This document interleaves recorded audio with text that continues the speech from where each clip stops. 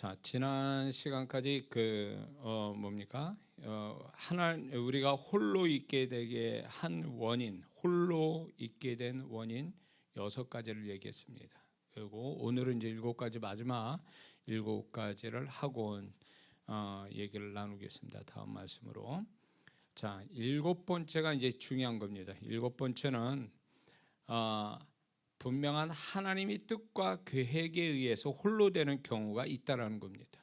그 이전에는 내 잘못도 있고 여러 가지 사단의 역사도 있고 다 이유가 있는데 이제 7번째는 하나님 뜻과 계획에 의해서 이 사람의 의사와 상관없이 이 사람의 선함과 상관없이 하나님이 홀로 두게 하시는 경우가 있다라는 것입니다.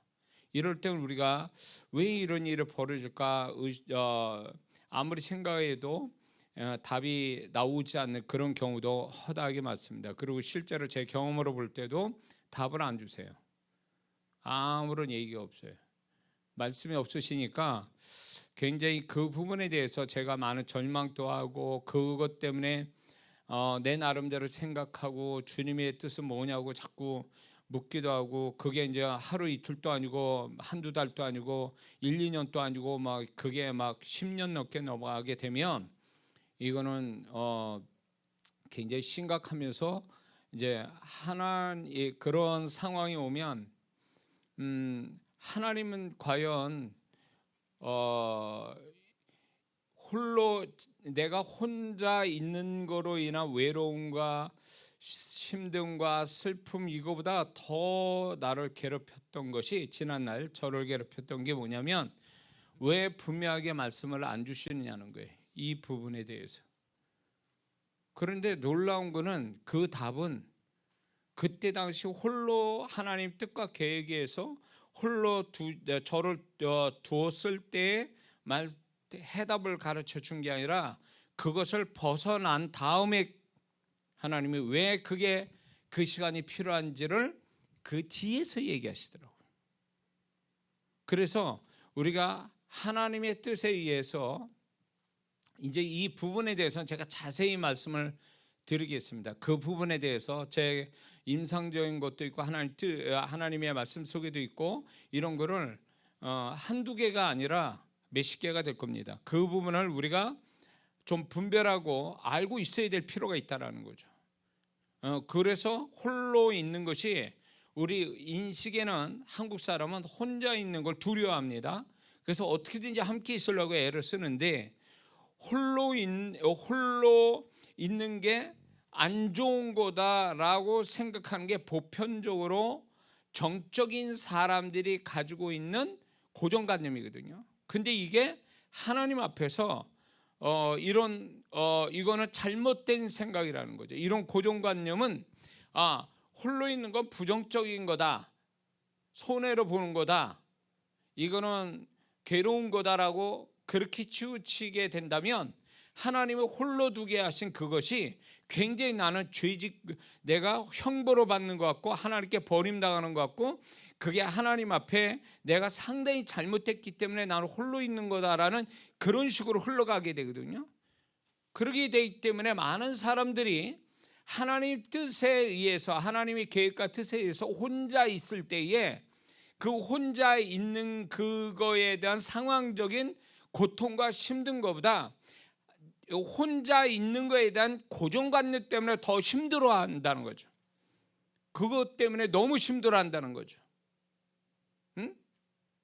그러니까 이렇게 이런 어떤 우리가 전통적으로 가지고 있는 혼자 있기 때문에 나는 실패한 거다, 나는 잘못된 거다 라는 이런 생각에 괴롭고 힘들다라고 생각하는 이 부정적인 어떤 결말, 부정적인 고정관념이 결국 이 사람은 혼자 있는 것을 못 견디게 하고, 혼자 있는 걸로 인한 하나님의 어떤 그 속에도 하나님의 섭리가 있고 하나님이 함께 있는 데서 오는 축복과 또 다른 축복이 그 안에 있는데 이거를 경험하지 못한다라는 것입니다.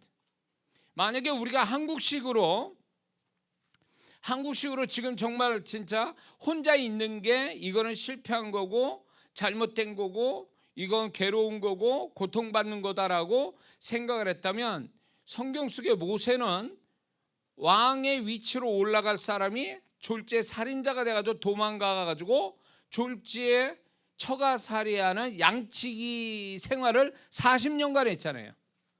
여기서 우리가 생각해 볼 게, 왕의 위치까지 올라갈 사람이 살인자 돼서 도망자가 돼서 처가살이하는 양치기에 불쌍한 그런 홀로 매일 양이나 돌봐야 되고 이산저산 떠다니면서 양이나 사람도 아니고 양을 치면서 대화할 사람도 없이 양을 치면서 40년간 살았다? 한국 사람이면 벌써 화병 걸려 죽었을 거예요. 그렇지 않겠습니까? 홀로 있다라는 게 졸지에 수많은 사람 속에 정말로 우러러 받들면서 살았던 사람이 홀로 양치기 생활을 한다? 한국 사람 같으면 벌써 이거에 대해서 부정적 생각을 통해서 이미 어떻게 했을 겁니다. 40년간은 커녕 4년도 못 견딜걸요. 더군다나 사람들 많은 속에 사람한테 존경받고 떠받침을 받은 사람이 만약 그런 상황이 되면 더 말할 것이 없어요. 더 충격이 커서 아마 자기 스스로 어쩌면 인생 끝냈을지도 모르는 거죠. 그래서 저는 모세의 양치기 40년이라는 게 왕의 생활보다도 이스라엘 백성을 그 후에 40년간 그 이스라엘 백성을 지도한 것보다 훨씬 더 값진 시간이었다고 저는 믿습니다.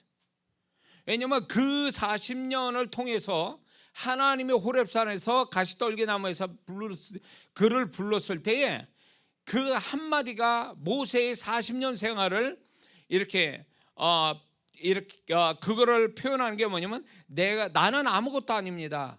개역 한글 성경에 보면 내가 누구간데 나는 아무것도 아닌 사람이라고 말하는 그것이 단지 나이 먹고 양치기였기 때문에 말하는 게 아니라, 그는 이제 과거에 왕의 그런 왕궁에 살았던 그 모든 걸 다 버리고 자기 본래의 하나님 앞에 아무것도 아닌 존재의 실체, 자기의 실존을 본 그것이 결국 하나님이 이스라엘 백성이 이끌 자격을 부여받는 하나의 기본이 됐단 말이에요. 모세. 그게 어디서 왔느냐면 모세가 홀로 40년을 광야 생활을 했기 때문에 그게 가능했던 얘기예요. 그러니까 홀로 있는다고 해서 그게 불행한 것도 아니요, 그게 슬픈 것만은 아니라, 홀로 있는 데서 하나님이 주시는 은혜와 축복은 또 다르다라는 거죠. 함께 하시는 데서 함께 많은 사람들 속에 사람 축복이 있고, 어떻게 보면 하나님 가까이 계셔 축복하시는 그거하고 또 다른 축복이 그 안에 있다라는 거죠. 이거를 예수 믿는 사람이 하나님이 이끌어 가시는 데 있어서 이거는 좋은 거, 이거는 나쁜 거, 이런 이분법적인 신앙생활은 위험합니다. 이것이 내 입장에서 비춰볼 때 내가 좋으니까 하나님이 나한테 좋은 거고, 내 입장에서 볼 때 내가 이게 불편하고 힘들고 어렵고 눈물 나고 힘드니까 이거는 나쁜 것, 이거는 좋은 것, 이런 식으로 이분법적인 사고방식을 갖게 되면 하나님의 올바른 신앙과는 못 갖는다는 거죠. 하나님을 오해하기에 딱 좋은 신앙이에요. 이런 신앙이 자기 중심적 신앙사라는 사람이 보통 이런 식으로 나타나요. 자기를 축복하면 좋으신 하나님, 그리고 그런 자기 기도 응답 안 하고 뭔가 자기가 해석이 안 되거나 자기 고정관념에 의해서 안 좋은 어떤 상황이 딱 벌어지면 하나님이 나를 왜 이렇게 만드냐면서 하나님 의심하고 하나님 원망하는, 그래서 이거는 나쁜 거다라고 생각해서 이거는 하나님이 책임져 주셔야 되고 이거는 아니다라고 생각하면서 하나님에 대해서 광야 이스라엘 백성들 같이 하나님을 원망하는 걸 쉽게 한단 말이죠. 상황을 하나님이 대놓고 원망 안 하지만 자기 상황에 대해서 원망하고 불평한다는 얘기는 결국 그렇게 이끄신 하나님을 향하여 그렇게 말하는 거거든요. 그러니까 이런 신앙은 결국은 하나님을 오해하게 되고, 이런 신앙은 결국은 하나님의 뜻과 계획이 성취가 되지 않고, 이런 신앙은 결국 하나님이 이끄신 인도하심을 제대로 못 받는다는 거죠. 우리는 분명히 알아야 돼요. 우리가 하나님이 나를 구원하시고 나를 이끌어 가실 때, 내가 그분이 나를 이끄시는 데서 오는 여러 가지 내 마음에 드는 것도 있고 안 드는 것도 있고 슬픈 것도 있고 기쁜 것도 있지만, 이걸 몽땅 다 우리는 하나님, 좋으신 하나님을 끝없이 믿어서 그 하나님께 무조건 감사하고 무조건 소망을 하고 무조건 긍정적으로 바라보는 게, 이게 하나님이 바라는 신앙이라는 걸 잊지 말아야 됩니다. 골라서 하면 안 된다라는 거예요. 교회 열심히 나와서 하나님이 뭐 축복하면 교회 열심히 나오다가 자기 뜻도 안 하면 교회 안 나오는 그런 성도 한두 명 본 게 아니에요. 제가 지금까지 목회하면서. 그러니까 저 성도가 교회 열심히 나오는 목적이 뭐냐는 거예요. 교회 열심히 나오는 그 동기가 뭐냐는 거예요. 하나님이 축복하셨으니까, 그러니까 열심히 내는 거예요. 근데 자기 생각대로 축복이 않으면 교회도 떠납니다. 다른 교회로 돌아가죠. 주우신 교회 그런 성도가 있을지 모르겠어요. 여기에 뭐 이장호 목사가 어떤 목사인지를 아니까 여기 와서 어쩌자 하다가 보니까 뭐 이장호 목사가 뭐 별로 큰 도움 안 되네 라고 한다면, 그 성도는 슬며시 갈 거예요. 딴 교회로. 그런 성도를 비난하고 싶지는 않지만, 과연 그런 신앙을 가져서 정말 하나님이 진정한 축복을 보고 살겠느냐? 그렇지 못하다라는 거예요. 하나님이 자신을 이끌어 가신다면 사망의 음침한 골짜기를 다녀도 하나님이 나와 함께 하시고, 이 속에도 하나님이 뭔가 나한테 유익되게 하시고 합력할 선을 이루어 주실 것을 믿는다면 감사가 나와야 되고, 끝없는 소망과 끝없는 하나님의 절대 긍정을 가지고 사는 자가 진정으로 하나님을 아는 자요, 하나님의 반드시 하나님이 그를 신뢰하는 자가 될 수 있는 줄 믿습니다. 골라서 하면 안 된다는 게, 골라서. 이런 식으로 자기에게 유리한 쪽으로 자기한테 좋은 쪽으로 가면, 하나님 뭐 죽고 못 사는 것처럼 하다가 자기한테 좀 불리하고 잘못되고 뭔가 안 되는 것 같으면 하나님을 의심하고 다른 쪽으로 막 찾으러 다니는 거죠. 오늘날 많은 성도분들이 다 그렇다는 건 아니에요. 일부 성도들이 보면은 어떤 그 하나님 앞에 교회를 인도받는데도, 하나님이 여기를 인도하셨어, 하나님이 나를 이 교회 섬기라고, 이 교회에서 축복받으라고 나를 인도하셨어. 그렇게 하면 그 교회의 모든 것도 긍정으로 보면서 신앙생활에 이게 되는 건데, 그게 아니라 이렇게 하나님이 인도하셨다는 생각 안 하고 자기가 뭔가 있을 것 같아서 왔다, 그러면 있을 게 없으면 가버리는, 이런 식으로 신앙생활하는 사람은 하나님이 인도하심이라는 게 없는 사람이에요. 이 사람은 자기 멋대로 돌아다니는 사람이니까. 그래서 주우신 교회 올 때도 반드시 제가 묻는 게, 하나님 인도하셨느냐는 거예요. 인도하시면 여기서 하나님이 뭔가 작업을 하시겠죠. 그러나 주우신 교회가 천국가 아니란 말이에요. 주우신 교회가 목사로부터 해서 모든 성도들이 다 천사가 아니라고요. 그렇기 때문에 우리는 서로가 격려하고 주님의 마음으로 섬기고 사랑하는 법을 배워야 되고, 그런 속에서 하나님은 또 여기에 보내신 또 이유를 얘기하시고 축복을 얘기하시고 간증을 하게끔 만드시는, 이것이 진정으로 하나님을 신뢰하는 자의 신앙인데, 이런 신앙이 되지 못하면 결국은 자기 중심적으로 생각하게 되면 하나님을 오해하게 한다는 거죠. 오해해야 한다.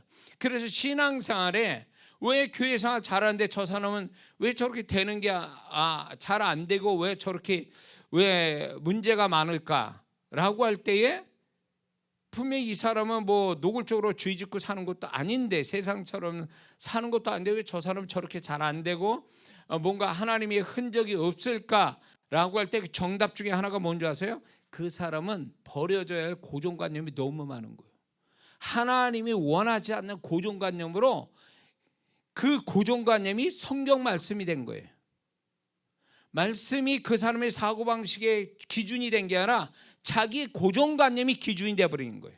이거는 맞고 이건 틀리고, 이거는 옳은 거고 이거는 아닌 거고, 이건 좋은 거고 이건 나쁜 거고, 이런 어떤 나름대로의 이분법적인 어떤 고정관념들이 결국은 하나님의 지도하심, 하나님의 음성 듣고 하나님의 뜻을 알고 그 뜻에 자기의 순종하는 마음 가지고 모든 걸 다 접고 하나님 뜻 앞에 절대 순종하며 가는 이런 신앙이 돼야 되는데, 교회는 잘 다니는데 이 사고방식이 고정관념으로 자기의 철학과 논리와 고집이 이게 잡혀가지고 하나의 공식화되어 있는 거예요. 수학 공식 같은 것으로 자리를 잡고 있는 거예요, 자기도 모르게. 그래서 이런 사람은 자기가 어떤 문제가 딱 발생되면 말씀이 기준돼서 그 말씀이 어쩌지, 말씀이 어떻게 이런 상황에서 어떻게 하라고 그랬지, 그러면서 하나님의 말씀을 대입해서 가는 게 아니라 자기가 가지고 온 거, 이 지금까지 살아오면서 온 고정관념, 그게 공식을 대입을 하는 거예요. 이때는 이런 식으로, 저 때는 저런 식으로. 그러니까 이런 성도는 하나님께 묻거나 말씀이 이거에 대해서 어떻게 해석하고 말씀은 어떻게 하기를 원하시는가, 말씀을 찾는 신앙이 아니라는 거예요.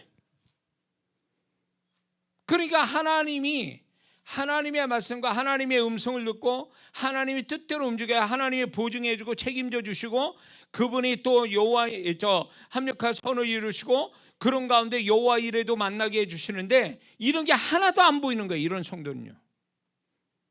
그러니까 교회를 열심히 나오는 건 잘하는 건데, 교회를 열심히 나오는 것만큼 그런 어떤 몸의 행실이 그렇게 하나님 앞에 가까이 하는 좋은 습관적인 어떤 교회 생활을 했으면 그 사람의 사고방식도 그래야 되는 거거든요.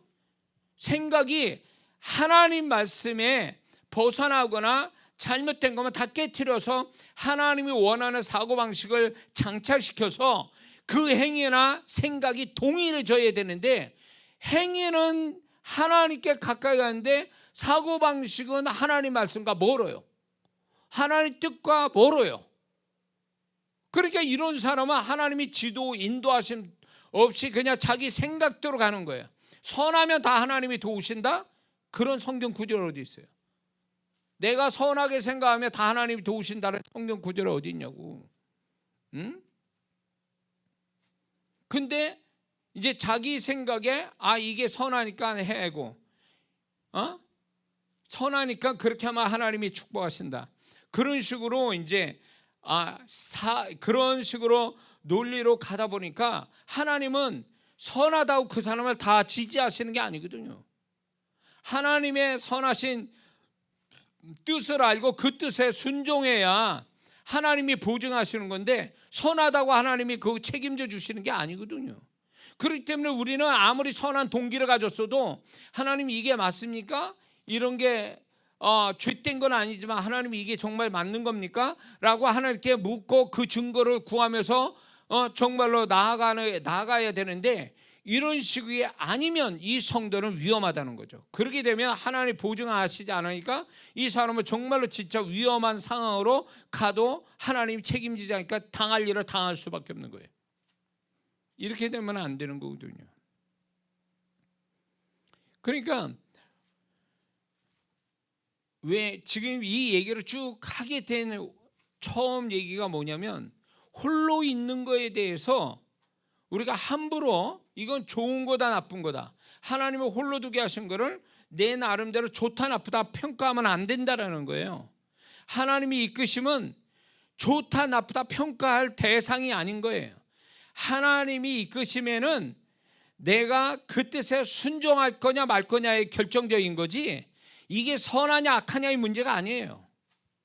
근데 우리는 하나님이 이끄심에 대해서 우리는 너무 그거를 나름대로 자기 나름대로 분석하고 따지고 자기 생각대로 치우치다 보니까 정말 하나님의 어떤 그분이 뭘 원하신지를 모른 채 자기 생각대로 흘러가다가 엉뚱한 길을 막 흘러가 버리는 수가 많다는 얘기죠.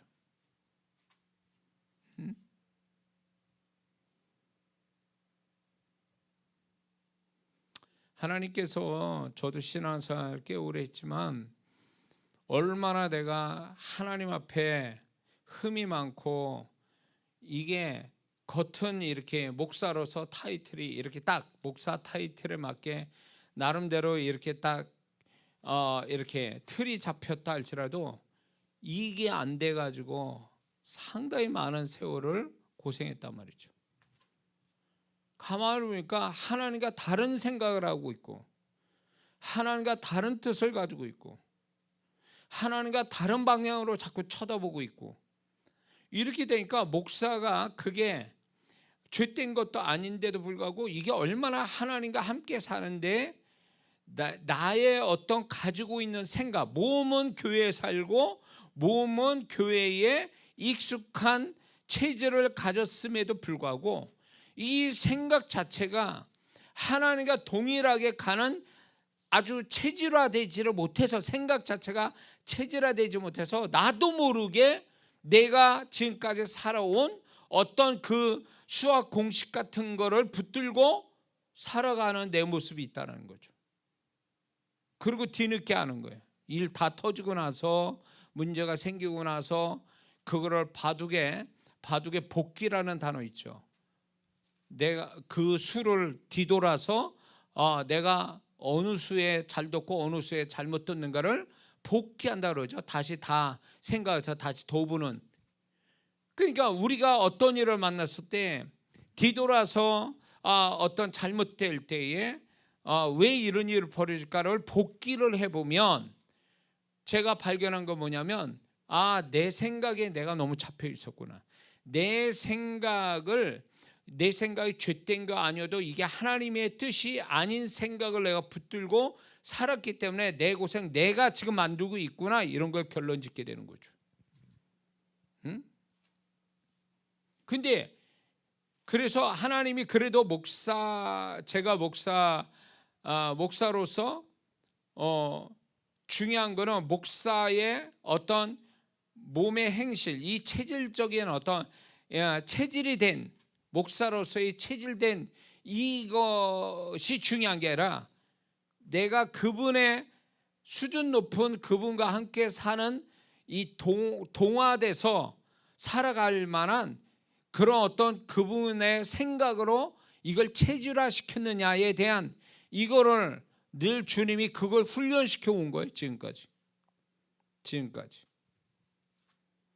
지나고 보니까 나이 먹어서 주름 생기고 뭐 머리에 빠지고 뭐 이런 건 있지만 정말로 진짜 이 목회를 통해서 변화된 거라면 목회 시작할 때보다도 지금 내 생각이 하나님의 생각하고 많이 가까워지고 동화되는 게 많아졌다라는 거예요. 그건 누구도 알 수가 없는 거예요. 나와 주님밖에 모르는 거고 내 자신만이 아는 거죠. 이것이 지금 이것이 제가 하나님을 보실 때 그래서 네가 목사로서 목회에 그래도 네가 그것이 네 복이다 이렇게 말씀하는 것 같아요. 뭔가 생각이 바뀐 거, 그분과 생각을 같이 갖는 것이 그게 진짜 나의 복이 된 거죠. 지금 보면. 그런데 우리는 어떤 결과를 가지고 무슨 소유가 생기고 좋은 결과가 나오면 이게 내가 신앙이 좋거나 이게 내가 축복을 받았다라고 이렇게 얘기를 하는데 물론 그게 축복이 아니라는 얘기는 아니에요. 축복이지만 진정한 축복은 뭘까요? 어떤 보여지는 소유물이나 좋은 결과가 아니라 이 사람의 사고방식이 하나님과 반대된 걸 다 버리고 다 100% 버리지 못할지라도 살아가면서 점점점 내가 하나님 말씀과 같이 동일하게 여겨지는 어떤 수학 공식 같은 이런 것들이 깨져나가고 하나님이 바라시는 생각을 장착시켜가는 거, 하나하나 채워져 가는 거. 그래서 그 생각이 그 사람의 삶의 원리가 되고 그게 그 사람의 어떤 행동의 기준이 되고 어떤 생각의 기준이 되게 하는 것.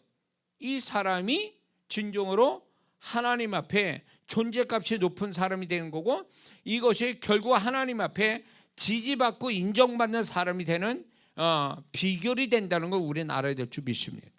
그러니 교회에 열심히 교회 생활하는 거 좋습니다. 그런데 생각이 안 바뀌면, 소위 말해서 그 사람 속에 있는 하나님 원치도 않는 성경에 벗어나고 하나님 뜻에서 벗어나는 생각을 계속 붙들고 있다면 그 사람이 열심히 하는 교회 생활이 어쩌면 하나도 도움이 안 될 수도 있다는 거죠.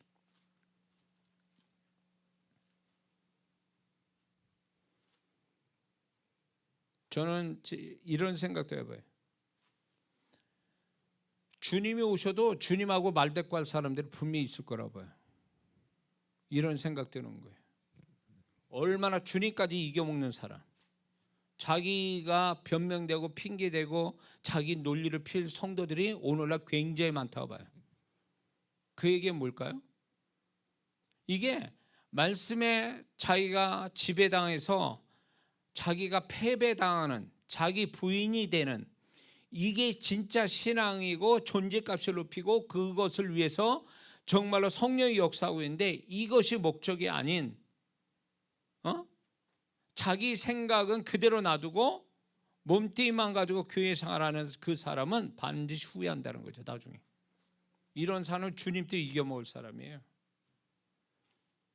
이거는 신앙이라 볼 수가 없는 거죠. 신앙이 여러분들 저와 여러분 알을 게, 신앙은 행위가 신앙이 아니에요. 신앙은 행위는 드러나는 신앙의 반쪽에 지나잖아. 진짜 신앙은 그 사람의 내면이 얼마나 그분과 동화된, 그분과 같은 생각을 얼마나 갖고 있느냐가 그게 진짜 신앙이라는 거죠. 아멘 하세요. 이게 그분과 세월이 갈수록 그분의 생각과 많이 동화되는 것, 그분의 생각과 많이 동일해지는 그 사람이 신앙생활 진짜 잘하는 사람이에요. 그걸 위해서 성령이 역사하고 있는 거고, 그걸 위해서 우리는 하나님의 말씀을 배우고 그 말씀이 우리 안에 계속 기억돼서 그 말씀으로 우리가 녹아나는, 나의 것들이 녹아지고 소멸돼서 그분의 것만 내 안에 장착돼서 그것이 나의 것이 되고 나의 기준이 되어지는, 이것이 진짜 신앙의 모습이라는 거죠. 이게 안 되면 겉으로 사람은 하나도 안 바뀌었어. 생각은 그대로 세상 살던 죄된 거부터 시작해서, 죄된 건 아니더라도 세상에 배운 그런 것들이 자기 인생 살아오는 것들의 어떤 원리, 삶의 공식들을 그대로 가지고 교회 생활만 하는 거예요. 그러니까 교회 열심히 내고 신앙생활 오래, 교회 열심히 다니고 오래 다니면 결국 직분 받고 중요한 교회 안에 역할을 하는데, 그 사람 자신은 알아요. 자기 내면이 그런 사람이 아니라는 거예요. 여전히 죄가 있고 세상이 있고 자기 생각과 철학과 이론과 고집이 있고 자기의 신념이 있는 채로 살아가고 있다. 겉모습은 그럴싸하게 교회 다니지만 속은 여전히 하나도 안 바뀐 채 신앙생활을 때, 이러니까 이런 사람이 교회 문방만 나가면 하나님과 동행하는 삶 안 돼요. 이런 사람은 안 된다고. 왜냐하면 살아온 방식대로 살아가는 건데, 그러니까 이런 성도가 교회에서 말씀 배우고 말씀으로 자기를 깨트리는, 이 내면에 깨트리는 작업을 얼마나 많이 하느냐, 이것 따라 그 사람이 진정으로 안팎으로 동일한 하나님의 사람이 될 수 있는데, 겉은 하나님 사는데 속은 하나도 안 바뀐 상태에 있으면 수박 같은 성도죠. 안 바뀌면, 안 바뀐 상태로 신앙사니까 어떻게 보면 이원론적인 신앙이고, 이 사람은 속이는 신앙이 되는 거예요. 자기도 속이고 다른 사람도 속이고. 그러니까 이런 신앙이 과연 성공적인 신앙이고 하나님이 진짜 인정하고 지지해주는 사람이 될 수 있냐? 그렇게 안 된다는 거예요. 그러니까 하나님이 저를 홀로 두게 된 세월이 있었는데, 홀로 두게 하시면서 그 세월 속에서 뭐를 하게 했냐면, 내가 얼마나 잘못된 사람인가, 내가 과거에 나는 잘못된 것도 없고 나도 나름대로 정확하고 똑똑하고 기준이 분명한 사람이라고 생각했는데 홀로 있음으로 인해서 하나님이 내가 얼마나 잘못된 사람인가를 발견시키는 거죠. 내가 잘못된 사람. 그래서 나 자신을 스스로 인정하게 만드는 시간이 홀로 있을 때였어요. 많은 사람들 속에서 있을 때가 아니었다고요.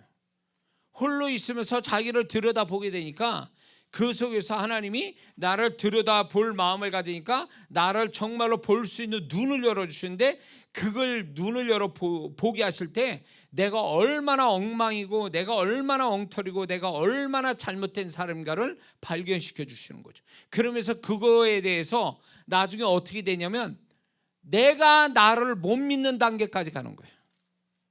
내가 나를 못 믿어. 내가 나를 믿을 만한 존재가 아니라는 데까지 가는 거예요. 응?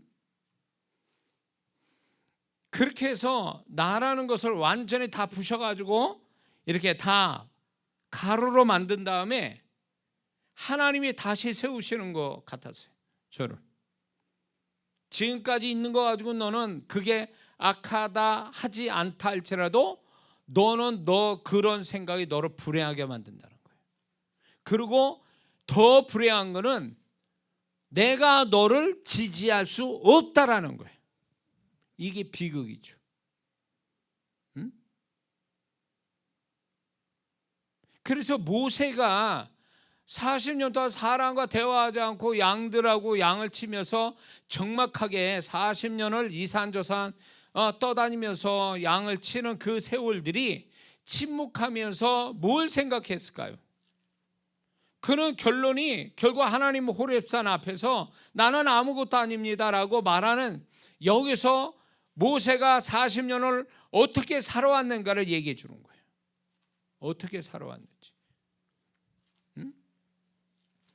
그전에는 자기가 옳다라고 하는 것들이 있었는데 살아보니까 그것도 아닌 거예요. 그리고 나는 아무것도 아닙니다, 나는 별거 아닌 사람입니다라는 것은 철저히 그 전에 자기 잘못을 철저하게 발견한 사람이라는 거죠.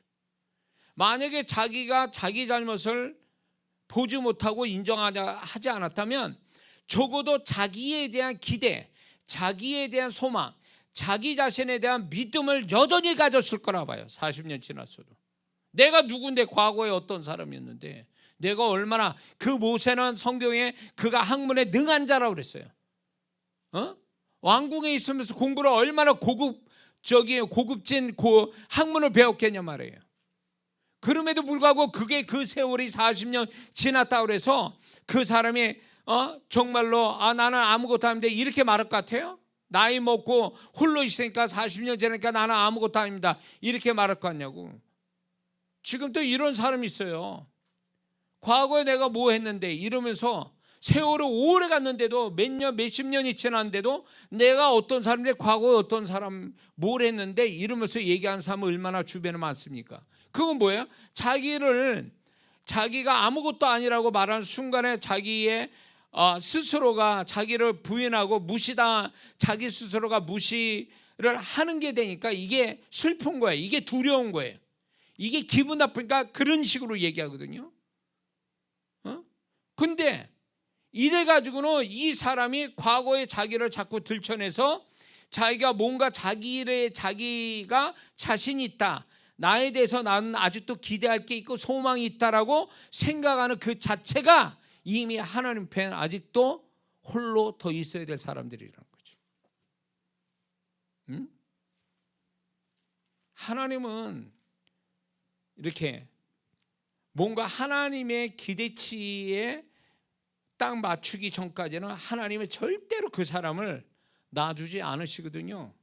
정말 그 사람이 하나님의 사람이고 하나님이 뭔가 쓰실 만한 사람이고 축복할 사람이라면 하나님이 기대치가 있어요. 그 기대치에 그때마다 완벽한 게 아니더라도 하나님의 기대치에 못 미치면 기대에 미칠 때까지 하나님은 그거를 잡아두고 있다라는 거죠. 잡아두고 있다고. 하나님이 모세를 이 말을 듣기를 40년을 기다리신 거예요. 40년을 기다리신 거예요. 어쩌다가 한 게 아니에요. 모세의 그 심령 안에서 자기는 와야 되고 완전히 하나님의 명령이면 뭐래도 할 수 있는 상황이, 그런 심령, 그분의 말씀이, 그분의 뜻이 곧 자기 뜻이고 자기의 어떤 계획이고 뜻이고 이런 게 100% 이게 받아들여질 때에 비로소 하나님은 계획대로 이끌어가고, 모세가 40년의 적막한 그 생활이 끝나니까 수많은 사람을 그 다음에 만나게 되잖아요. 수많은 사람에게 높임을 받기 시작하잖아요. 홀로 있는 시간이 끝나니까. 이게 중요한 원리와 같아요. 원리와 같아요. 응?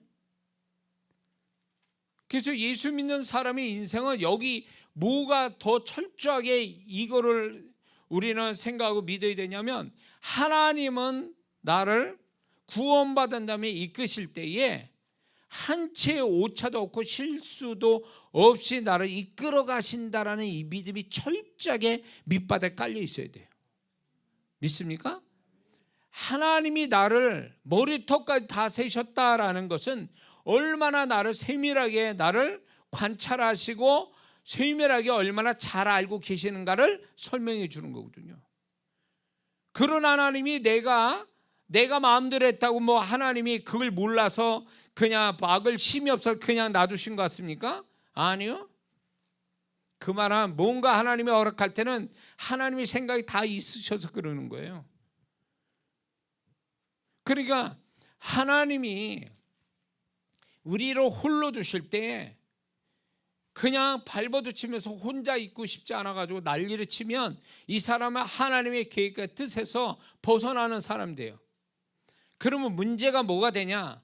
이 사람은 다시 받아야 돼. 이거를 다시 받아야 돼.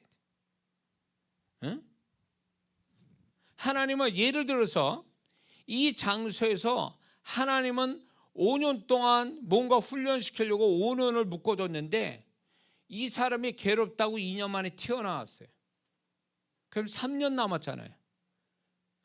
그러면 어디 간들 3년이 이게 없어질 것 같습니까? 그 장소 튀어나갔다 해서 3년이 없어집니까? 아니요. 어디를 가든 3년은 또 채우게 돼 있어요.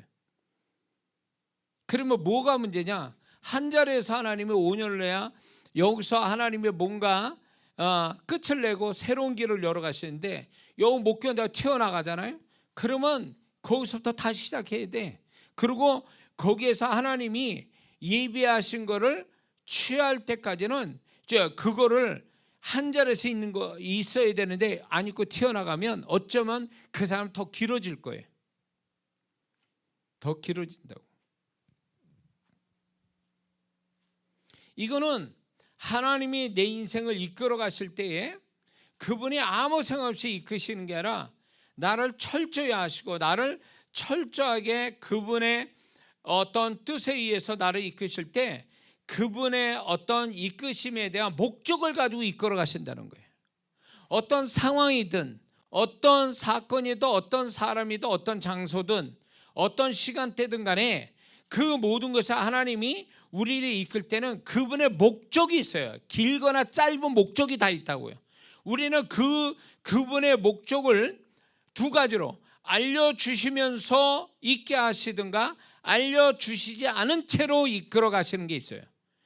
그래서 저는 이 두 가지 중에 하나님이 나를 알려주실 때는 하나님이 이런 목적 때문에 나를 여기 두게 하시고 이런 일을 벌어지게 하시구나. 그러면 오히려 그것이 하나님의 뜻이 이거구나. 그래서 그 뜻대로 내가 순종하기는 수월해요. 수월하는 것도 쉽지 않은 거예요. 사실은 자기 생각이 강해가지고 이 주님의 뜻을 아는 자체도 알고 싶지도 않은 사람도 대부분이니까 주님 내가 왜 이런 일을 겪어야 되죠? 내가 왜 이런 문제가 있어야 되겠죠? 있어야 됩니까? 라고 물을 정도면 그 사람은 하나님의 그나마 하나님과 함께 산다라는 어떤 개념이 있는 성도죠. 그러나 이런 개념 없는 성도도 수두룩해요. 근데 주님의 뜻이 무엇인지를 알고 순종하면 돼. 근데 더 이게 우리가 좀 난해한 게 뭐냐면 그분이 안 가르쳐줘요. 안 가르쳐 주세요. 안 가르쳐 주셔. 왜 내가 이런 일 겪어야 돼? 내가 이런 문제가, 난 죄 진 것도 없고 내가 잘못한 것도 없는데 나는 왜 이런 일을 겪어야 되지? 라고 하는, 도대체 하나님께 물어도 대답이 안 하신단 말이에요. 그럴 때는 착각하죠. 내가 신앙이 이게 바닥 쳐가지고 내가 하나님의 뜻이나 어떤 음성을 못 들을 수준까지 왔나? 이렇게 헷갈릴 수도 있어요. 그런데 저도 그런 경험이 있었으니까. 근데 지나고 보면 하나님이 침묵하시는 거예요. 여러분들 아셔야 될 게, 하나님의 침묵에도 엄청난 의미가 있어요. 이걸 언젠가는 제가 한 파트를 가지고 얘기를 집회 중에도 얘기한 것 같은데, 하나님의 침묵, 주님의 침묵이 뭘 의미하는지, 그분의 침묵이 또 하나의 우리한테 엄청난 메시지를 주시는데, 그 중에 하나가 뭐냐면 이거예요. 내가 얘기를 안 할 테니까 너는 그냥 이 나를 신뢰하고 그냥 견뎌라, 이거예요. 그게 어떤 면에서 보면 하나님을 전적으로 신뢰하는 자에게만 이게 나타나는 현상이에요. 하나님을 향한 수준 높은 신앙을 가진 사람에게만 이렇게 해요. 수준 낮은 사람은 얘기를 해 주셔야죠. 안 하면 곧 죽을 것 같으니까, 이 사람은. 그러니까 어린 신앙 때는 주님이 그걸 가르쳐 주시지만, 신앙 수준이 어느 정도 되는 사람은요, 안 가르쳐 주시고 그냥 견뎌라 이러는 것도 있어요. 그럴 때 잘 견디는 자체만 해도 이게 하나님께 상 받을 일이 된다는 거예요. 견디기만 해도. 나름대로 메시지 찾고 뜻을 알고 애쓰기지만 하지만 하나님이 정확한 답을 주시지 않을지라도 그냥 나는 견디는 거예요. 그분이 좋으신 분이니까 이것도 다 하나님이 선하신 뜻에 이런 것이다라고 견디는 거죠. 그 견디는 그 자체가 일종의 그 사람의 믿음이고, 견디는 그 자체가 하나님이 신뢰하는 태도로 가진 모습이라는 거죠. 이런 자를 하나님이 기뻐하시거든요. 아무 대답이 없고 아무런 해답이 없고 아무런 길도 안 보이는데 앞에 캄캄한데도 여전히 그분을 신뢰하고 그냥 그분을 신뢰하고 기다리고 견딜 수 있는 사람, 이거예요. 모세가 어쩌면 이런 건지도 모르는 거예요. 그냥 그 세월에, 40년 동안의 세월에 하나님 메시지 받은 거 있습니까? 성경에 나와 있어요? 모세가 40년 동안 하나님께 좀만 기다려라, 내가 너를 이스라엘 지도자를, 그런 메시지 받았냐고. 안 받았어요. 그냥 견딘 거예요. 모세는 견뎠어요. 근데 그 견딤이 결국 축복으로 나오죠. 그러니까 하나님 뜻이 발견돼서 순종하는 것도 이것도 대단한 신앙인데, 그런 뜻이 안 나타나더라도 하나님이 뭔가 확실하게 인도가 오기 전까지 견디는 거, 참고 견디는 그 자체가 어쩌면 더 수준 높은 신앙이 되는 거죠. 그 하나님을 전적으로 신뢰하니까. 제 아들이 2살인가 이렇게 됐을 때, 제가 그때 일반 주택에 살았는데 집 구조가 어떻게 됐냐면, 저쪽 집 뒤편으로 하면은 지하고 앞으로 보면 1층이에요. 그런 집 있죠. 이렇게 돼가지고 경사진데 집을 줘가지고 서재 같은 경우에는 거기는 완전 컴컴, 불을 안 켜면 완전히 낮에도 컴컴해요. 예. 그런 서재가 그런 거고, 안방은 1층이니까 이게 햇빛이 들어오고 이런 구조로 돼 있거든요. 근데 제 아들이 2살인가 이렇게 아주 애기였을 때, 얘가 이제 방이 이제 이렇게 조금 넓으니까 이제 제가 서재에서 뭘 이렇게 하고 있는데 얘가 이제 나를 찾으러 온 거예요. 이렇게 찾으러 쫄래쫄래 오면서 띠뚱띠뚱거리면서 이제 오는데 서재에 들어온 거예요. 이제 불이 켜졌단 말이에요. 그러니까 서재에 들어왔겠죠. 중간쯤 들어올 때 제가 일부러 불을 껐어요. 앞에 아무것도 안 보이지. 앞에 아무것도 안 보이는 거예요. 그 컴컴하니까. 그러면 애들은 어떻게 됩니까? 보통 울잖아요. 무섭잖아요. 앞이 아무것도 안 보이니까. 근데 놀라운 거는 제 아들은 불을 끄니까 놀이하는 줄 알고 웃더라고요. 막 깔깔대고. 그게 뭘 의미할까요? 저는 그때 엄청난 교훈을 얻었어요. 우리 아들이 불이 꺼져서 아빠가 보이지 않고 난 가만히 있었거든요. 숨소리도 안 내고. 그러니까 아예 없는 것처럼 한 거예요. 근데 불을 껐는데도 얘는 웃는 거예요. 놀이하는 것처럼, 놀이하는 거, 아빠랑 놀이하는 걸로 생각하고 웃는 거예요. 왜 웃을까요? 그 방에 눈에 보이지 않아도 아빠가 있는 줄 아는 거예요. 저는 여기서 엄청난 교훈을 얻었어요. 저는 아들을 키우면서 하나님과 우리 관계, 나와의 관계를 얼마나 많은 걸 배운 줄 몰라요. 자식이 없을 땐 그걸 몰랐다가 자식이 생기면서 저는 그 아들을 통해서 하나님과 나와 나의 사이를 얼마나 많은 걸 배웠는지 몰라요. 그러면서 우리 아들조차도 저 갓난아기도 아빠가 눈에 보이지 않아도 아빠가 있는 줄 알고 두려워하지 않고 오히려 웃을 수 있는 그 모습이, 과연 내가 그때 당시에 상황이 그렇게 좋은 상황이 아니었거든요. 목회 막 바닥을 너무 힘들 때거든요. 그걸 보면서 제가 우리 아들 보면서 나는 저 아들만큼의 하나님에 대한 신뢰함이 있는가를 생각해 보게 됐어요. 그럴 때 내 한구석에는 하나님을 전적으로 신뢰하지 못해서 나타난 어떤 부정적인, 비관적인 슬픔, 절망 이런 것들이 있더라고요. 그거는 결국 뭐냐면 하나님을 전적으로 신뢰하지 않은 데서 나타난 부정적 심령들이거든요. 우리 아들은 불을 꺼도 웃을 수 있는 거예요. 100% 거기에 아빠가 있다는 것을 확신하고 있으니까 얘는 웃을 수 있는 거죠. 근데 나는 하나님이 함께 하신다는 확신이 없으니까, 확신이 50%니까 50%의 부정적, 그거에 대한 두려움, 염려, 근심, 걱정, 이게 50%가 쌓여 있는 거죠.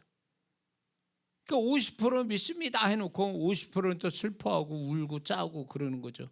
내 모습, 이중적 내 모습 보는 거예요. 그게 결국 뭐냐면 100% 그분을 신뢰하지 못했다라는 하나의 증거죠. 근데 아들을 통해서 하나님이 가르쳐 주신 거예요. 네가 저랬으면 좋겠다.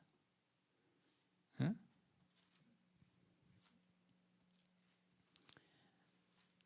그래서 우리는 이게 중요한 거 홀로 있냐 함께 있느냐, 이게 중요한 게 아니에요. 내가 홀로 있으면서 축복받았냐, 같이 있으면서 축복받았냐, 이게 중요한 게 아니라 어떤 상황이 됐든 나를 이끄신 그 하나님에 대한 전적인 신뢰, 그분을 전적으로 신뢰하는 마음이 그 신앙이 되어 있느냐는 거죠. 그래서 지금 또 제가 주님의 인도하심 받아서 지금 이렇게 저렇게 해갑니다. 우리 교회 이제 제가 목표로 우리가 가지고 있지 않습니까? 교회 건축이라는 게. 이 교회 건축이 지금까지 제가 목회를, 지금 교회를 세운 게 몇 개인지 몰라요. 지금까지 흘러올 때 정말 그 하나님께서 정말 이룰 줄을 믿지만 솔직한 내 심정의 한쪽은요 너무 불안하고, 한쪽으로는 또 내 마음이 스스로 스트레스와 억압받고 부담되는 마음들이 있어요. 그렇지 않습니까? 뭐가 돈이 많아서 하는 것도 아니잖아요. 성도들이 많아서 하는 것도 아니잖아요. 헌신하는 자가 많아서 하는 것도 아니잖아요. 저는 주님의 뜻이 그렇다고 해서 난 순종하고 시작했는데, 많은 또 유튜브 성도나 우리 성도들이 어쨌거나 뭐 헌신해서 여기까지 왔는데, 그럼에도 불구하고 앞을 내다볼 때에 과연 나는 어디에도 기댈 수 없는 어떤 그 상황에서 저는 여러분들을 끌고 가는 거거든요. 그럴 때 나도 인간이니까 이 한쪽 구석에는 그 마음이 있다고요. 근데 그 마음을 가만히 볼 때 인간적으로 보면 그런 마음을 갖는 게 당연할 수 있어요. 지극히 정상이에요. 그런 마음을. 그런데 저는 어떻게 해석하냐면, 나는 여전히 아직도 100% 그분을 신뢰하지 못하고 있구나. 그러니까 내가 그 100% 신뢰하지 못한 80%만 신뢰하고 20%에 대한 신뢰치 못한 내 마음에 이런 감정들이, 이런 생각들이 올라오는구나, 이렇게 생각이 드는 거죠. 여전히 나는 20%의 불신앙을 가지고 있는 목사구나. 응?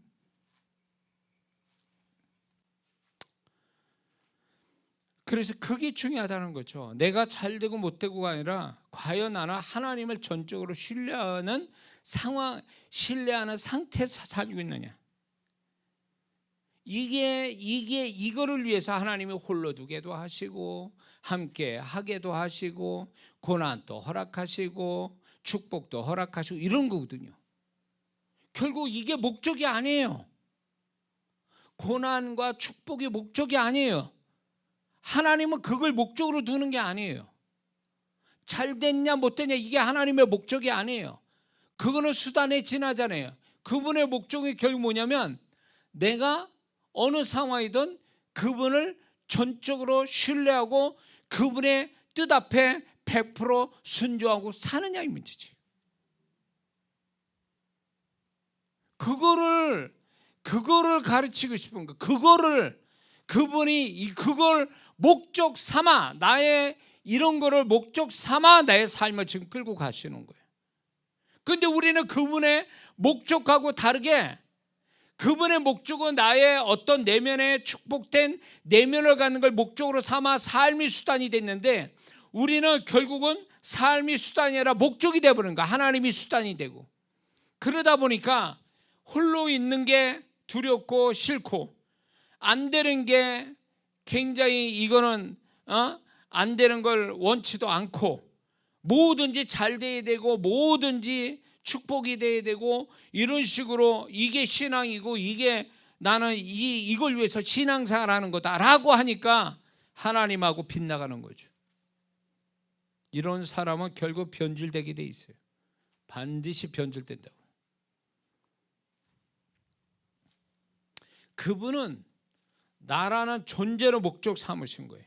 모세가 무슨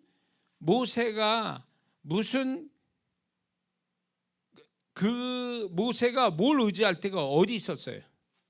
아무 데도 의지할 수 없는 사람이죠. 의지할 데가 없는 사람이에요. 그런데 이 모세는 결국 아무것도 의지할 수 없는 홀로 된 그 생활이 전적으로 하나님께 목숨을 걸고 하나님을 신뢰하게 만들어줬다는 건 굉장히 아이러니하죠. 그러므로 우리가 홀로 있다는 것과 안 되고 모자라고 부족하다는 것은 결국 그것만큼의 하나님을 더 신뢰하게 만드시는 하나님의 뜻이 거기 있는 거죠. 믿습니까? 그게 안 된다면 그 성도는 하나님 목적을 잃어버린 거예요. 응? 모든 게 지나가면 다 소멸되게 돼 있어요. 사라지게 돼 있어요. 그러나 내가 주님과 함께 살면서 그분을 전적으로 신뢰하고 그분의 뜻에 순종하는 그 마음은 귀하고 하나님이 그 마음을 지켜주셔서 끝까지 이게 내 재산이 되고 하나님께 빛나는 훈장이 되도록 성령께서 지켜주시는 거예요. 지켜주신다고. 이게 진짜 내 재산이 되는 거예요. 이걸 위해서 하나님이 나를 이끌어 가시는 거예요. 나를. 나머지는 다 사라져요. 죽으면 우리가 이 땅을 떠나면 그거 다 내 거 없어요. 다 놓고 가는 거예요. 우리가 자랑스러워했던 모든 거는 내 인생이 끝나는 그 시점에서 나하고 아무 상관이 없는 게 되는 거예요. 목사님이 조인규 목사님처럼 수십만 엄청난 하나님의 사역에서도 죽는 그 순간이 되면 그거하고는 별개의 것이 되는 거예요. 그러면 하나님 앞에 뭘 가지고 가요? 내 존재, 그동안 하나님과 함께 살고 목회하고 살아가는 데서 남는 모든 그걸로 인해서 남겨진 나의 존재를 가지고 하나님 앞에 가는 거예요. 그게 내 재산이거든. 그게. 자, 그래서 하나님은 우리를 홀로 두게 하시는 경우를 우리는 만나게 돼요. 그럴 때 이유가 있을 수도 있지만, 이유를 알 수도 있지만 이유를 모를 수도 있어요. 그런데 우리는 굳이 그거를 이유를 안 가르쳐 주시는 거에서 이유를 하려고 하는 사람도 있어요. 근데 하나님이 우리에게 이유를 100% 다 알려줄 의무가 없어요. 근데 우리는 하나님 왜 나한테 이렇게 하십니까? 라면서 답을 얻기를 원해서, 물론 그렇게 하는 신학도 좋지만 답을 얻는데 가르쳐 주시는 것도 있지만 가르쳐 주시지 않으면 기다리고 견뎌야 되는 거예요. 그래야 그게 그분을 신뢰하는 거고, 결국 그것은 하나님은 우리 인생을 이끌어가는데 우리가 아무것도 내 인생에 대해서 모른 채 이끄시는 하나님은 아니거든요. 그분은 내 인생을 내가 알 수 있게 나중에 그 당시에 답을 주시든가, 그 당시에 답을 안 주시면 그 상황이 끝난 다음에라도 답을 주신다는 거예요. 그때를 기다려야지. 그걸 못 기다려가지고 하나님 답 주세요 뭐 난리를 치고 막, 그거는 결국 뭐를 의미하는 줄 아세요? 하나님을 전적으로 신뢰하지 못한, 뭔가 하나님을 의심하는 데서 나타나는 현상 중에 하나예요 이게. 기도해서 증거를 못 찾으면, 증거를 하나님 주시지 않으면 그냥 의도적으로 그분은 너는 내가 너에 대해 침묵할 테니 너는 그냥 견뎌라 이런 거거든요. 그러면 세월 가면 하나님이 자연스럽게 알려주시는 게 있어요. 그때까지는 기다릴 줄 알아야 되는데 막 못 견뎌가지고 난리를 쳐요. 그것도 어린 신앙의 모습이라는 거. 무슨 얘기인지 이해가 되시죠? 자, 오늘 이 본문을 읽은 것은 예수님이 이제 너희들이 각각 다 흩어질 것이다, 그리고 내가 혼자 있게 될 날이 온다, 그 시간이 온다, 이렇게 말씀하셨어요. 근데 이거를 주님이 이미 알고 계셨다는 것은 구약의 스가랴 3장 7절에 이런 말씀이 있어요. 예언이 예수님 대해서, 만군의 여호와가 말하노라, 카라 깨어서 내 목자 내 짝된 자를 치라. 목자를 치면 양이 흐트러지려니와. 이미 구약의 말씀이 예언된, 예수님에 대한 예언이 이미 이렇게 나온 거예요. 그러므로 예수님이 홀로 있게 되는 것은 하나의 어쩌다 되는 게 아니라 하나님의 계획에 의해서, 뜻에 의해서 이렇게 된 거예요. 그래서 예수님이 그걸 알고 계셨다는 거죠. 그러므로 우리가 아무리 사람과 모여서 뭔가 이렇게 하려고 해도 하나님의 뜻이 작정이 됐다면, 예수님이 그렇게 구약에 계획된 일이니까 그거는 어쩔 수 없이 그 일이 벌어진 거죠. 그처럼 하나님이 우리를 향해서 어느 시점에 나는 너를 홀로 둘 거야 라고 계획을 하셨다면, 그거는 내 의지와 상관없이 그런 일이 어느 시간에, 내가 알지 못한 시간에 올 수 있다는 거죠. 예수님과 우리가 다른 것은 그분은 알고 계시고 우리는 모르게 그게 올 수 있다는 거죠. 그럴 때 예수님은 말씀을 의지했고 그 말씀에 따라서 그분은 그거를 받아들이셨죠. 생각해 볼 때 제자들을 흩어졌다라는 것은 배신이잖아요. 그리고 세상도 그렇게 안 하거든요. 세상에 자기 도움 받았으면 최소한 의리나 정도 있을 텐데 이 제자들은 그런 게 하나도 없은 걸 보여주고 있거든요. 그러니까 이런 것들이 어떻게 보면 상처가 되고 분노가 되고 감정적으로 안 좋을 수 있단 말이죠. 그러나 예수님은 이 부분에 대해서 말씀이 그러한 것에 대해서 예수님은 순종하고 계셨고 그 제자들을 원망하지 않을 수 있었다라는 거죠. 그러므로 우리가 하나님의 어떤 의도에 의해서 우리가 내 잘못이 아닌데 내가 홀로 될 때에 홀로 되게 될 수밖에 없는, 내가 원인 제공자도 아닌데 홀로 되어졌을 때 나를 홀로 두게 한 상황, 장소, 사람, 일, 이런 거에 대해서 우리가 슬퍼하거나 분노하거나 우리가 그거에 대해서 절망할 이유가 없다라는 거죠. 하나님의 뜻에 의해서 그럴 수밖에 없는 거에 대해서 우리는 그거를 이것도 하나님의 뜻 가운데 있다라고 믿고 그거를 예수님처럼 담담히 받아들일 수 있는, 그래서 홀로 있는 어떤 그 홀로 있음으로 인한 외로움도 그런 마음들, 여러 가지 마음도 그냥 그대로 고스란히 받아서 그거를 그냥 견디는 그런 모습이 하나님이 바랬던 모습이라는 거죠. 그런 모습이. 하나님은 함께하는 것에 대한 축복을 성경에 많이 약속합니다. 특히 이제 전도서 4장 11절 12절에 두 사람이 함께 누우며 따뜻하거냐 한 사람이 어찌 따뜻하랴, 한 사람이 패하거냐 두 사람이 능히 다하나니 삼겹살은 쉽게 끊어지지 아니하라. 그러므로 연합, 함께 있는 것에 대한 축복을 얘기합니다. 그리고 레위기에서 한 사람이 천을 쫓고 두 사람이 만을 쫓는다라는 그 말씀이 있어요. 그러니까 연합, 함께 있는 것에 대한 축복과 능력을 얘기해 주시지만 동시에 또 하나님께서는 홀로 있는 데서 오는 이 축복도 얘기하고 계신다는 거죠. 그래서 우리는 함께 있는 축복도 있지만 홀로 두게 하신 하나님의 축복도 있다는 것을 우리는 분명히 알고, 우리가 가지고 있는 잘못된 생각을 혹시 부정적 고정관념을 버리고 전적인 하나님이 신뢰하는 마음으로 우리가 홀로 되게 하신 것도 받아들일 수 있는 사람이 되어야 될 줄 믿습니다. 근데 홀로 있게 하는, 여기서 하나님께 짚고 넘어갈게, 하나님의 홀로 뜻에 의해서 홀로 두게 하시는 그 사람은 그 기한이 하나님만 알고 계세요. 홀로 두게 하신 기한을.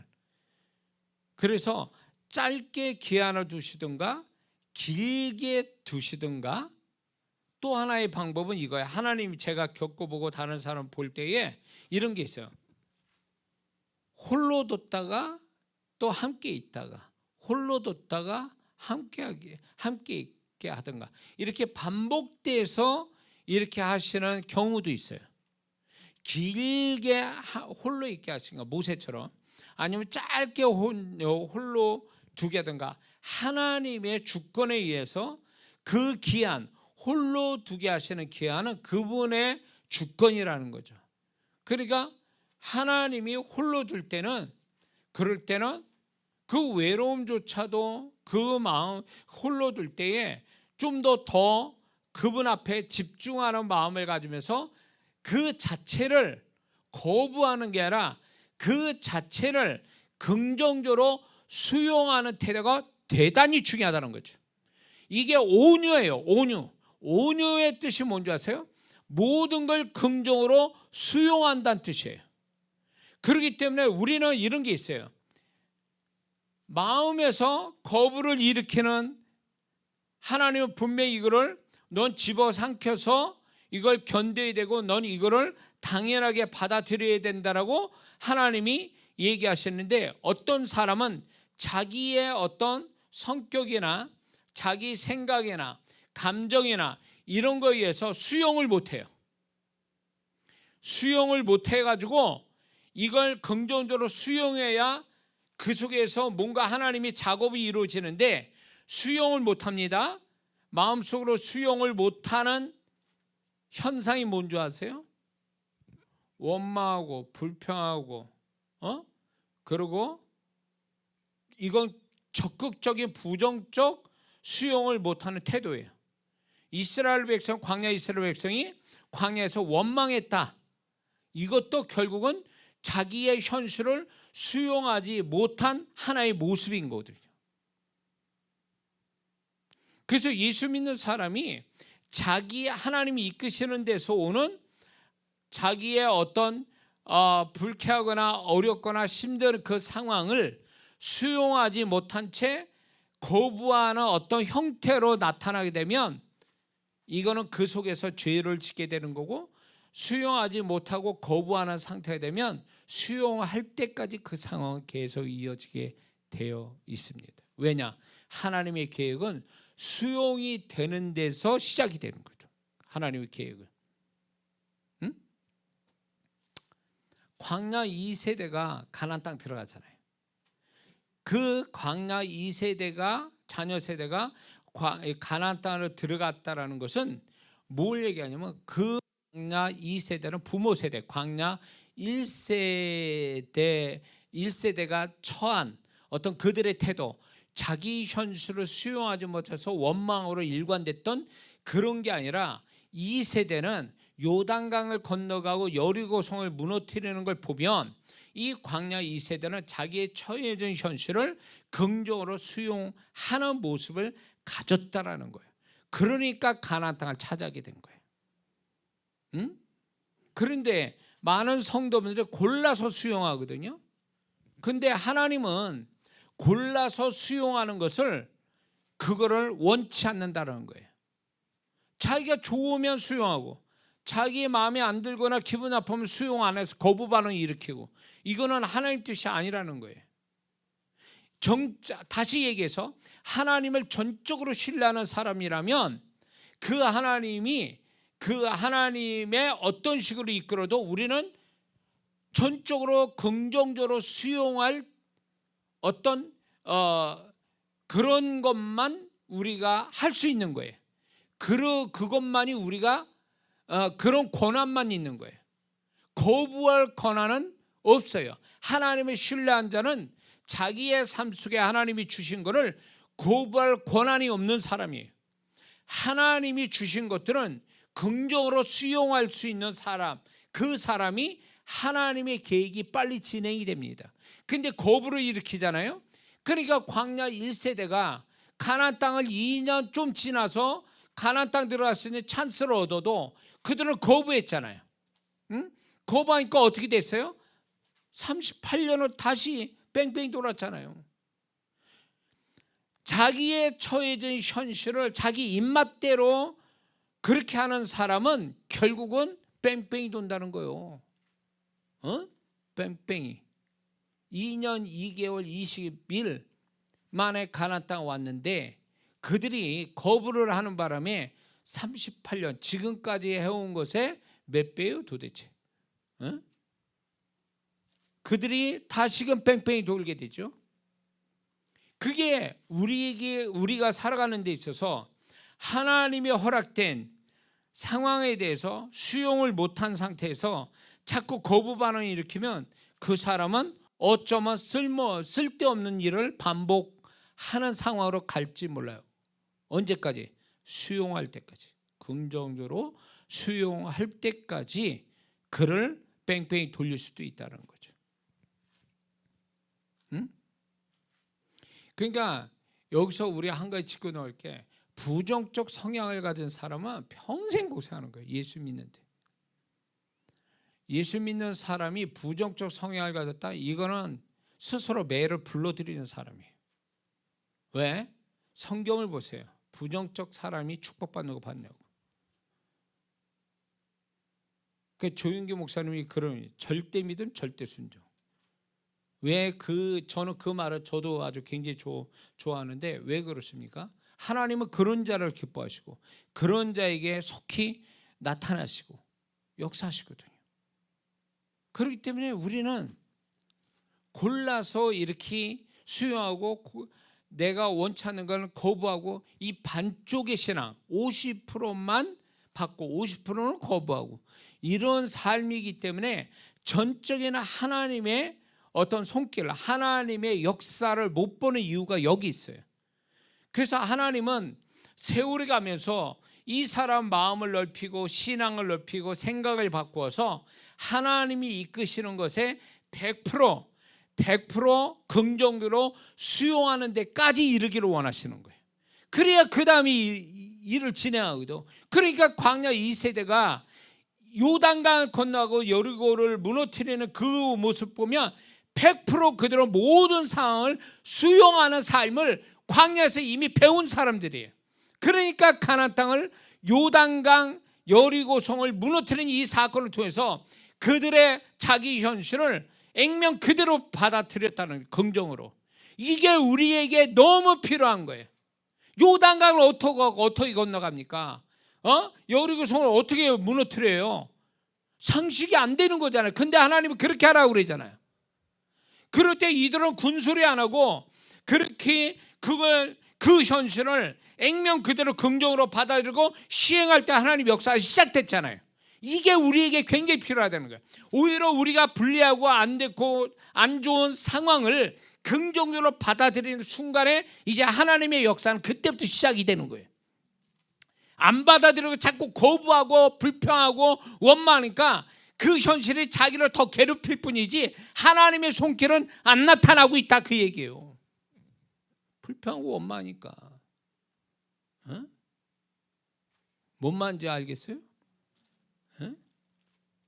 그 자기는 똑똑하다고 그렇게 하거든요. 분석해가지고 판단해가지고 이건 받아줘, 이건 안 받아줘.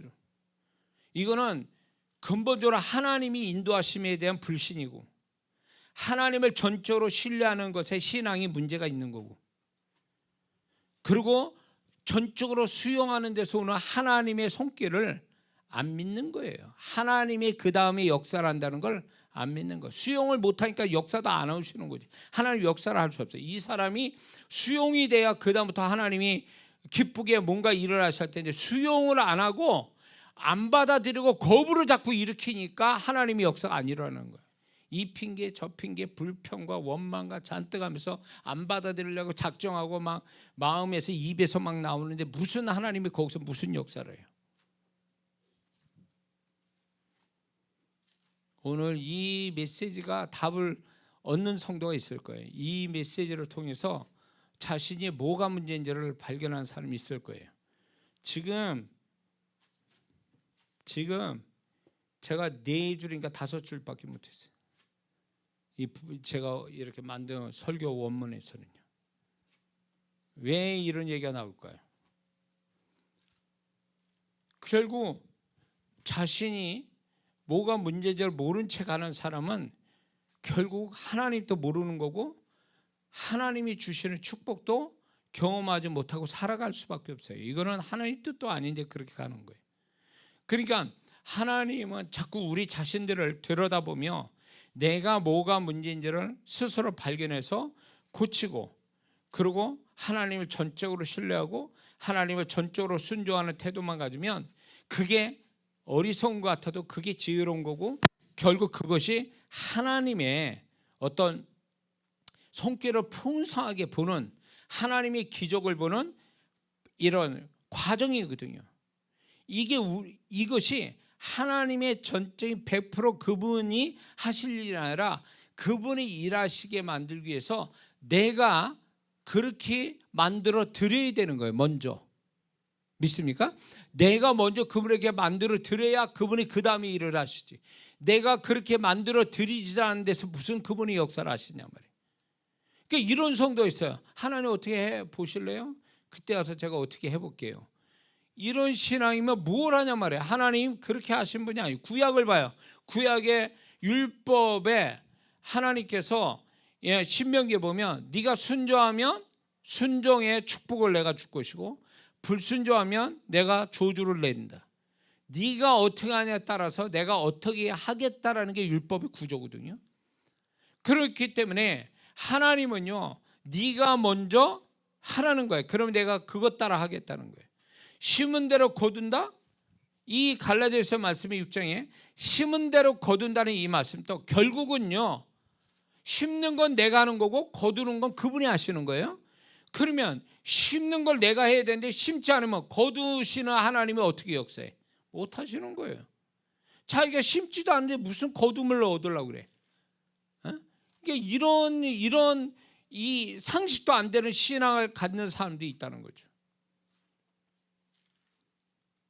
이거는 믿음이라는 거는 하나님이 그렇게 말씀했다면, 또 하나님의 존재를 그렇게 믿는다면 내가 기꺼이 그분이 일하시도록 먼저 뭔가 내가 액션을 취하고 그분이 원하는 모습을 딱 보여드릴 때 비로소 하나님은 그 다음 일을 하시는데, 믿음이 없거나 믿음이 없는 사람들이죠. 이거는 하나님이 어떻게 해주시면 그때 와서 내가 좀 어떻게 해볼게요. 그때 와서 감사한금 좀 할게요. 이런 식의 자기를 소위 말해서 손 안 대고 코 푸는 식으로 그렇게 신앙생활을 하는 사람들이 있어요. 이거는 잘못된 거죠. 그런 사람한테 하나님이 역사할 건 아무것도 없어요. 자기가 아무것도 안 하는데 무슨 하나님이 뭘 하기를 바라시냐고 그러지. 그렇다고 내면이 하나님이 원하시는 그 내면을 가지고 하느냐 그러면 그런 성도가 무슨 내면에 하나님을 전적으로 신뢰해서 하나님 원하는 어떤 내면을 가지고 사느냐 하면 그렇지도 않거든요, 사실.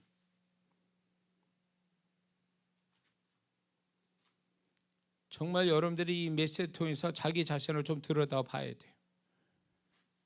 우리는 자꾸 우리의 삶에다 초점을 두고 자꾸 나의 존재를 아예 빼놓고 얘기하고 나라는 존재는 아예 생각 안 하고 자꾸 이렇게 행위나 아니면 자기 삶에다 초점 두고 자꾸 신앙생활하다 보면 이게 분명 나중에 와서 잘못됐다는 걸 나중에 알게 될 거야.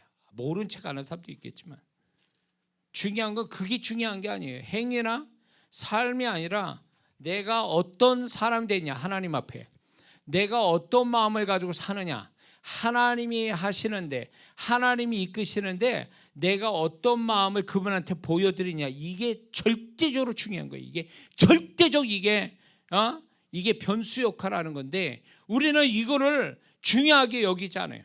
중요하지 않고 자꾸 내 행위에다가 초점 두고 내 삶에다 초점 두니까 하나님하고 빗나가는 거예요. 생각 자체가 빗나가고.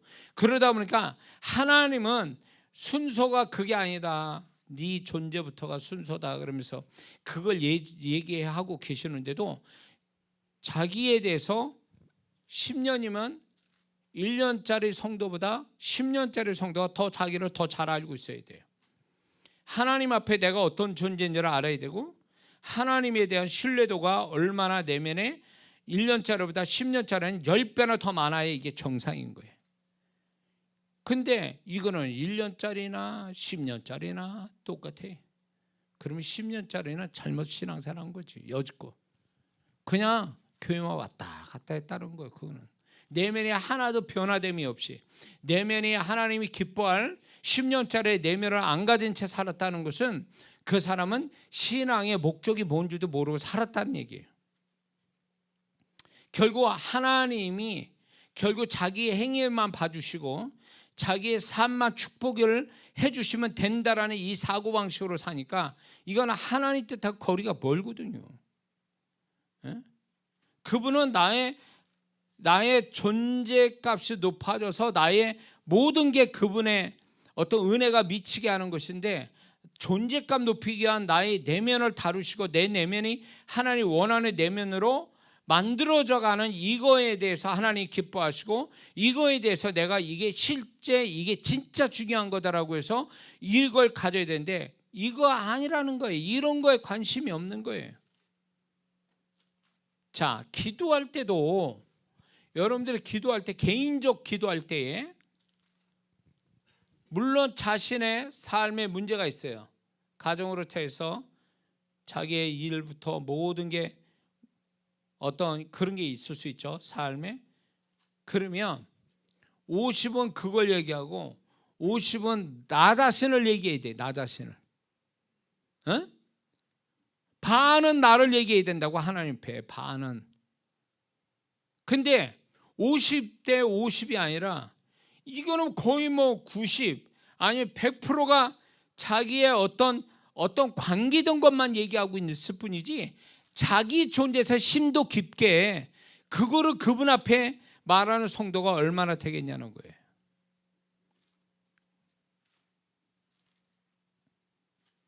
그래서 정말 주님이 우리의 어떤 존재를 더 원하신다. 그러기 위해서 그분이 바라시는 내면을 갖기를 원하신다. 그러기 위해서 그분이 나를 어떻게 이끄시든 나는 그걸 전적으로 긍정으로 수용하고 나는 그분을 전적으로 신뢰하는 법을 배워야 된다. 그것이 체질이 되고 훈련이 돼서 체질이 될 때까지 우리는 계속 그렇게 그것이 되어져 가야 된다는 거죠. 그게 진짜 신앙이라는 거죠. 그게 신앙인 거예요. 신앙사 오래 했는데 내면은 여전히 1년짜리 신앙밖에 안 돼. 내면이 그렇다면 이거는 신앙사를 잘못했다고 봐야 돼. 잘못했다. 그러니까 저도 목사로서 지금까지 이렇게 오면서 과연 나는 이 긴 세월의 신앙생활하고 목사로서 34년을 살면서 나는 과연 진짜 그 수준의 내면을 가지고 살아가는가. 지금 여러분에게 제가 깨닫는 얘기를 지금 같이 나누고 있는데, 나는 주님이 보실 때 넌 그 정도면 이 정도 와야 되는 거야. 근데 나는 아직도 이 정도 밑에 수준에서 있다면 나는 어떻게 보면 목사로서 하나님 앞에 실패한, 어떻게 보면 하나님 보실 때 아주 너무나 부족한, 합격선에 들지도 못할 목사인지도 모르는 거죠. 왜냐면 그분이 나를 여기까지 살게 하고 신앙생활 오래 하고 목회 이렇게 하고 많은 사람에게 주님의 통로자가 돼. 그러면 그분이 원하는 수준이 있을 거잖아요. 내면이 기술이 아니라 능력의 문제가 아니라 내면이 그 수준이 돼야 되는데, 내가 그분의 수준에 맞춰서 사는 건지, 나는 그게 자신 없어요. 사실 솔직히 말해서. 그래서 제가 정말 주님과 깊게 소통하는 사람한테 저에 대해서 좀 주님이 뭐라고 말씀하는지, 저보다 수준이 높은 영적으로, 그리고 주님과 정말 진짜 정확하게 그렇게 하는 사람이면 저한테 얘기해 주면 좋겠어요. 나에 대해서 내가 정말 잘하고 있는 사람인지. 지금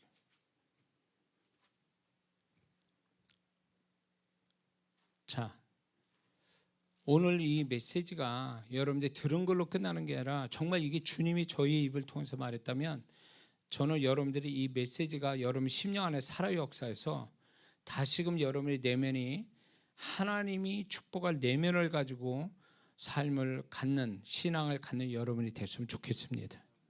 기도하겠습니다.